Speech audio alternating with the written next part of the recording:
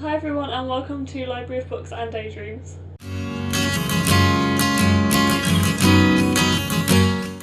So this week's video is the Animal Crossing book tag.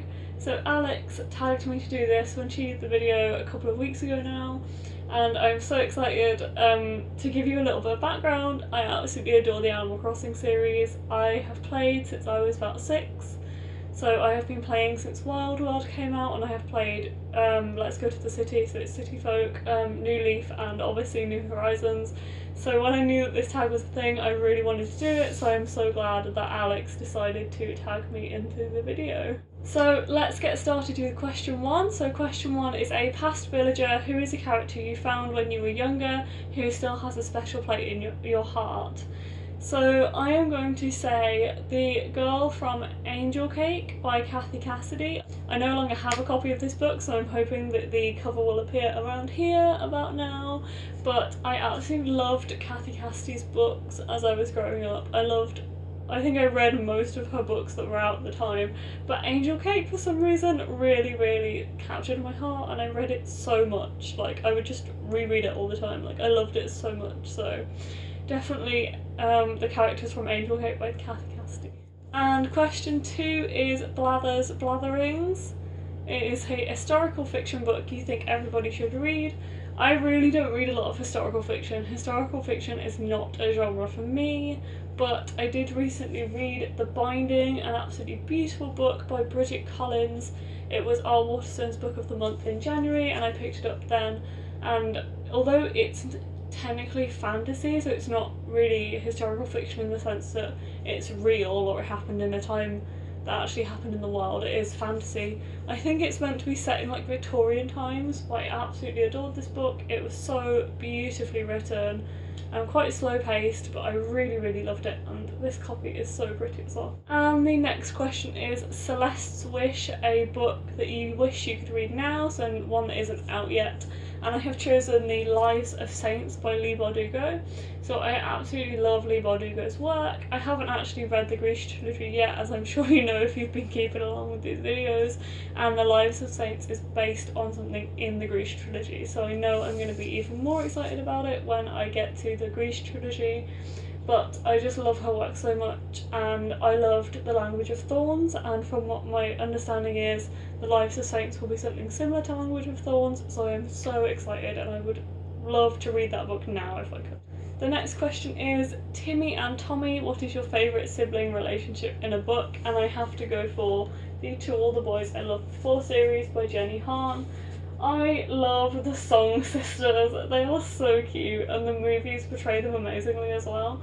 Honestly, they all have their own kind of personalities, and they are just so lovely, and Kitty is amazing. Kitty is like the sassy little younger sister who's like 11, and then there's obviously Lara Jean and Margot, and I love them all so much, and I think their relationship was just portrayed absolutely perfectly in the books and the movie.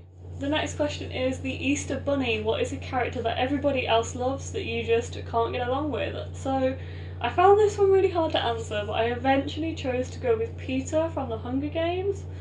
It wasn't that I just liked Gale and not Peter, I just could never click with them. I could just never really click with Peter that much. I did enjoy the series, I really liked reading it, I really enjoyed the movie adaptations, but I just never really got the fuss around Peter, so eventually I decided to go for that one. And the next one is Nooks Loans, an author you would give all of your money to. There are so many authors out there that I would love to give all of my money to, but I eventually chose Nina LaCour just because I haven't read anything that I didn't absolutely adore from her. Her own work that she works on alone, like We Are Okay and Everything Leads to You, both of them got immediate 5 stars. They were like my top series of the year, top books of the year. I read this in January and I can definitely see it becoming one of my top 5s of the year. I absolutely adore her work, so I definitely think Nina LaCour, you can have all of my money. And the next question is The Sisters Able, what is your favourite fictional family, found or otherwise? And although I actually haven't read this book, so I feel like I'm cheating a little bit, I want to go with the March family from Little Women because I absolutely adored this. So it's not like me to watch the movie before I read the book, but I went to see Little Women in the cinema in January and I saw it 4 times in the end in the cinema. I absolutely love the March Sisters, and I know I really need to read Little Women soon because I adored it so much, and I couldn't not choose them for this question even though I haven't actually read the book, so I decided to go for it. The next question is, it's a C+. What is a book trope you don't like that keeps popping up? I don't want to go on a rant about this, but I have to say love triangles. I just don't really click with them. Like, I'm not really one for crushing on fictional characters either, so it's not like I get that emotionally invested in it. And I also just don't see the point. I don't really enjoy reading about love triangles. It just kind of annoys me, so there you go. And the next question is, The Wandering Camel, what is your favourite book set in a land far away from yours? And I have decided to go for Caraval by Stephanie Garber. I didn't know whether to choose a book that was set in the real world but far away from me or a fictional world, and I eventually went with this one because the land of Caraval is absolutely enchanting to read about and I absolutely adored it, so I definitely think, although it would be dangerous if I had the chance, I think I would visit the world of Caraval. Look how beautiful this copy is, just the way it's shiny.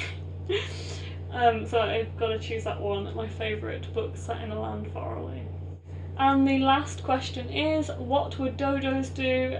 Name a land you would like to fly away to at any moment. So this is a fictional land, and again, after much deliberation and thinking, I went for the city in A Court of Frost and Starlight. The reason I went for this particular book is because a lot of it takes place in a specific city, and at this point in the series, like, it's a novella, so it's kind of after the main series and it's after all of the like madness has happened, and I feel like they can like settle down and have some peace.